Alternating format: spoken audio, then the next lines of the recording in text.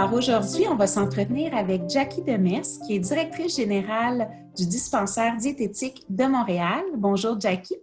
Bonjour Fanny. Ça va bien? Ça va bien, merci. Et toi? Oui, tu survis à notre situation assez unique que nous vivons tous en ce moment? Absolument. Je pense que comme tout le monde, on apprend à s'adapter, à découvrir des nouvelles façons de faire les choses. C'est un bel exercice d'agilité en tout cas. Absolument. On va tous être devenus des gymnastes professionnels. Exactement.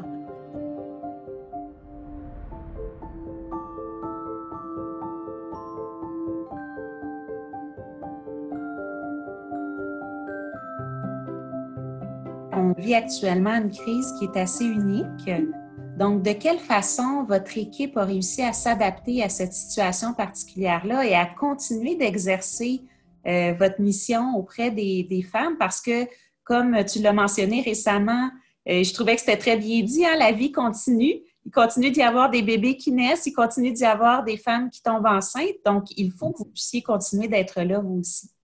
Effectivement, en fait, on dit la grossesse ne prend pas de pause parce que c'est ça, il y a des mamans là, qui, leur vie continue malgré la situation. Et en fait, je suis immensément fière de mon équipe parce que moi, au début où tout ça a commencé, j'étais en vacances à l'extérieur du pays et le vendredi 13 mars, tout le monde est parti avec son ordinateur et le lundi 16 mars, tout le monde était prêt là, à travailler de la maison, à faire des appels, à rejoindre les mamans. Donc, il n'y a pas vraiment eu de trop de service dans les mamans qui étaient en cours de service et qui voulaient avoir quelqu'un à qui parler là, pour avoir de l'information.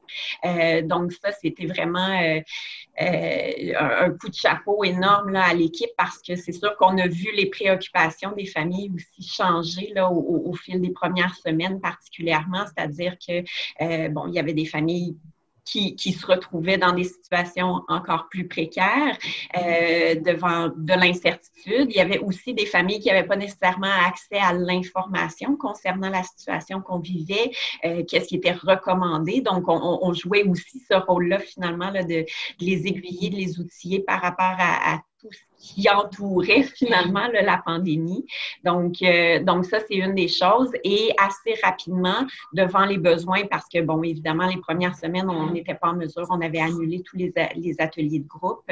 Mais à l'intérieur de 2 semaines, là, on a été capable d'adapter le contenu puis de rendre les ateliers disponibles virtuellement. D'abord, on a fait des tests là, auprès des clientèles en cours de service, mais assez rapidement, on a eu des échos là, des organismes partenaires que c'était un besoin. Là, les familles n'avaient plus accès à leurs ateliers prénataux, ni au CLSC, ni dans les autres organismes communautaires. Donc, on a fini par élargir là, à l'ensemble de la population, finalement, là, les ateliers concernant l'allaitement, la préparation à l'accouchement, l'introduction des aliments pour le bébé, parce qu'il faut bien qu'il commence à manger lui aussi, même si le Québec s'est mis sur pause. Donc ça, c'est vraiment encore là une adaptation importante. Là, ça a demandé beaucoup de réorganisation, mais l'équipe l'a fait vraiment là, avec beaucoup de motivation, beaucoup d'engagement, puis on était vraiment satisfait de voir que malgré les contraintes, les difficultés, même technologiques, là,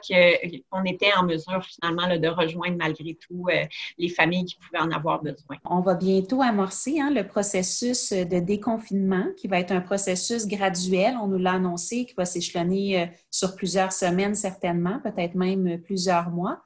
Quel serait ton souhait pour que ce déconfinement-là se passe le mieux possible, surtout en pensant à votre clientèle, évidemment, là, des futures mamans? Mon souhait va être très générique, mais je pense qu'il faut probablement mettre l'accent sur la bienveillance dans les prochains mois parce que, je le disais tout à l'heure, mais je pense qu'une crise comme ça, ce que ça amène, c'est que ça vient précariser des gens qui étaient dans des situations disons, normales, donc des gens qui n'étaient pas en situation où ils avaient besoin d'aide, besoin de soutien, et les personnes qui étaient déjà dans des conditions précaires, évidemment, ça vient augmenter le stress, ça vient augmenter les difficultés auxquelles ils sont confrontés. Donc, on vient d'élargir finalement le bassin des personnes à rejoindre, des personnes qui ont besoin d'aide, d'assistance, de mesures de soutien et tout ça.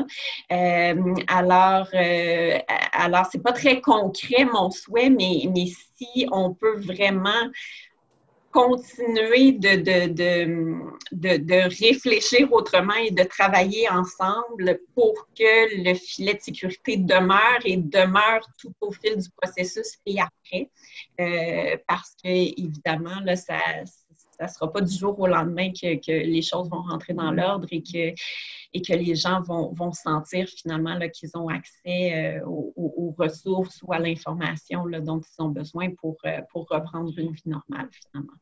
Tu l'as mentionné, plusieurs familles, dans le fond, ont vu leur vulnérabilité être exacerbée par la situation actuelle. Il y a des familles également qui ne vivaient pas nécessairement certaines problématiques comme des problématiques de logement ou d'insécurité alimentaire qui vont se retrouver tout à coup à les vivre.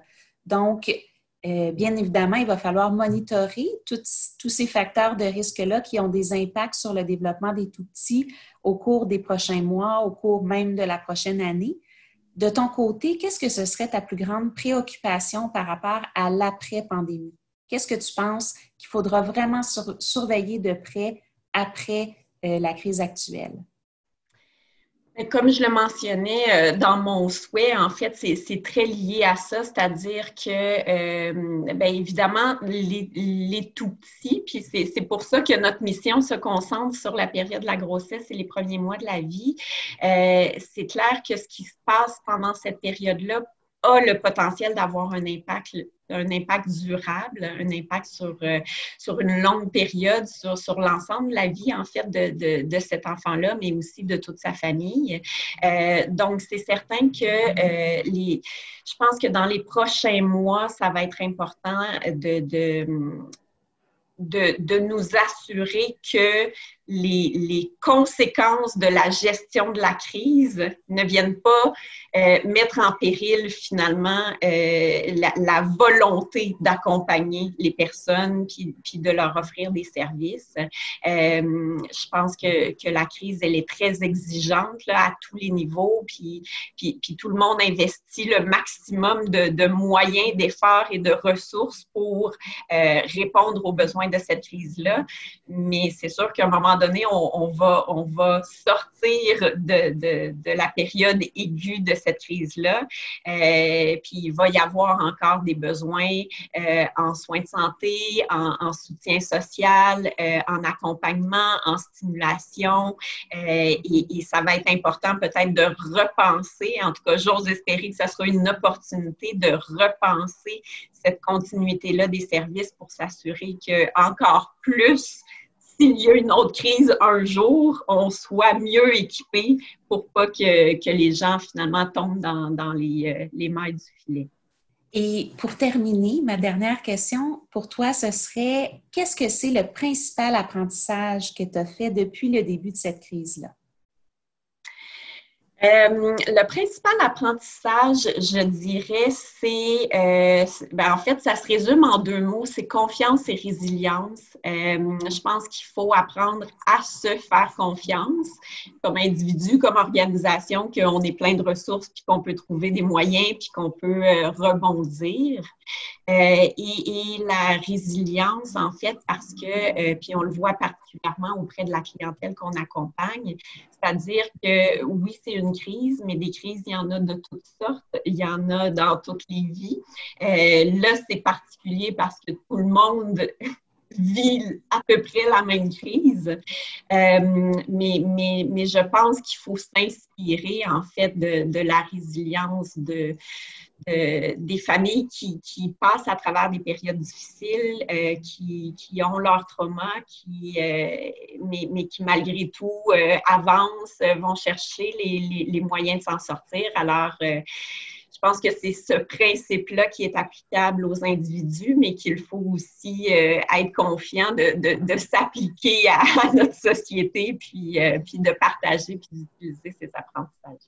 Une des belles constatations pendant la période de pandémie, c'est comment chacune des organisations, dans le fond, a fait le travail de réfléchir à comment ils pouvaient être une partie de la solution, finalement. Puis, je pense qu'il y a eu un beau partage de l'information disponible, partage de la capacité là, de ce que les gens étaient capables de faire, justement pour permettre là, aux familles d'avoir accès à des services et d'avoir accès, finalement, à des solutions ou à des intervenants là, au bon moment. Donc, ça, je pense que c'est une belle... Ouais, c'est un bel acquis, dans le fond, d'avoir peut-être consolidé certains acquis dans le partage, dans la façon de travailler ensemble pour le bien des familles et pas dans une optique, justement, là, de confrontation, mais plus de collaboration pour le bien de la population. Puis, par curiosité, le dispensaire diététique existe depuis très longtemps, comme tu l'as dit tout à l'heure. Est-ce qu'il en est à sa première pandémie? Sûrement. C'est une bonne question. Clairement pas.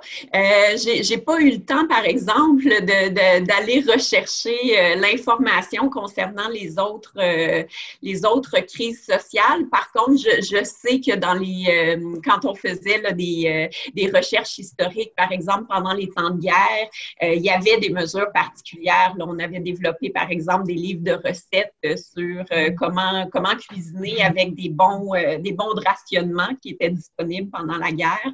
Donc, probablement qu'il y a eu des mesures exceptionnelles lors des grandes pandémies de l'histoire également, mais c'est pas des archives que j'ai réussi à retracer. Bien, de toute façon, je pense que tu avais autre chose de plus urgent sur lesquelles... Oui, c'est ça. C'est une question que je me posais parce que quand même, c'est une organisation qui a un long historique, hein, qui a dû faire face à toutes sortes de situations différentes. Absolument. Tirer des apprentissages. Donc, c'est intéressant puis c'est inspirant de voir toute cette créativité-là qui se met en place pour trouver des solutions aux enjeux qui sont soulevés. Effectivement. Est-ce que tu as vécu un moment particulièrement touchant depuis le début de la crise avec votre clientèle? Bien, en fait, il y a eu plusieurs petits moments touchants.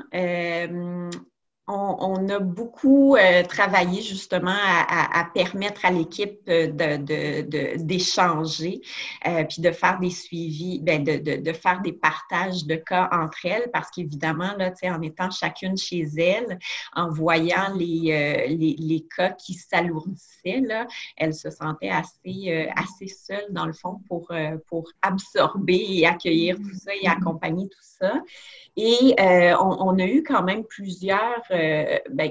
on a eu des situations crève-cœur, en fait, qui nous ont beaucoup mobilisés, sur lesquelles on se disait, il faut trouver des solutions, mais en même temps, on est un peu comme tout le monde démunis face aux options qui sont devant nous. Donc, il y a deux exemples particuliers là, qui me viennent en tête, mais quand il y a eu les annonces, par exemple, des hôpitaux en fait, de l'hôpital général juif, là, qui annonçait que les conjoints ne pouvaient pas accompagner leur femme durant l'accouchement. Et là, il y avait la crainte, justement, là, que certains autres hôpitaux emboîtent le pas et tout ça. Donc, c'est sûr que ça, c'était une période où on l'a senti là, chez la clientèle, même ceux qui ne ressentaient peut-être pas le stress de la pandémie, le stress de la contamination, de la contagion, là, se retrouvaient face à une situation où vraiment dans leur vécu profond, dans leur expérience de grossesse et tout ça. Puis ça a été vécu par plusieurs femmes, évidemment, là, de se questionner à comment allait se passer cette période-là, là, de vivre l'accouchement tout seul. Fait que ça, c'était une période où pour l'équipe, c'était très particulier parce qu'il y avait beaucoup, beaucoup de compassion à l'égard des mamans là, qui devaient vivre ce moment-là puis qui devaient avoir tout plein de préoccupations autour de ça. Donc, il y a eu beaucoup, beaucoup d'accompagnement. sinon, ben c'est sûr qu'à chaque nouvelle annonce ou chaque nouvelle mesure venait le lot de questions et toutes les informations que ça générait. Alors, c'est sûr, par exemple, quand il y a eu les universités qui disaient, ben on doit fermer les résidences, par exemple, donc là, d'avoir des familles qui se retrouvaient avec pas vraiment d'options où se loger.